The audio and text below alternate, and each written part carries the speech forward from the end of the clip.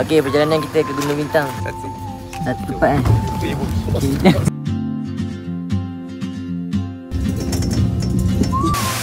Pukul 4 jaga-jaga. Kita ada dekat waterfall. InsyaAllah kita berhenti set dekat antara checkpoint waterfall dengan Red Bull untuk solat. Sekarang semua selesai solat. Kita kat ni tu. Kita sampai kat Red Bull dah geng. Ya Allah. Kita kat ni. Baik, Red Bull 10.45 lah. Jom, sekejap tembak. Target sampai 12. Jat, target sampai puncak. Buat apa Jat? tu pace dia.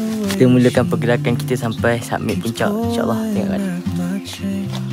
Perjuangan kita sampai 11 km lah guys. Okay, sampai. Satu perjuangan guys sampai sini. Kita buat bincang. Apa ni? Apa tu? Tahu lagi. Ini nombor scam ke apa? Ni cantik sebenarnya. Tengok. Gebu-gebas ni. Kalau kita zoom lagi. Bye.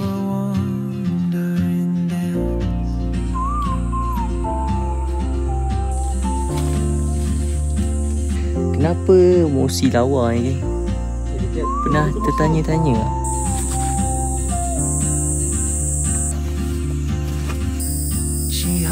Bintang kilometer Guys, satu lagi. Sampai dah. Kata-kata dah. Kata-kata untuk Gunung Bintang. Kata-kata untuk hari ni.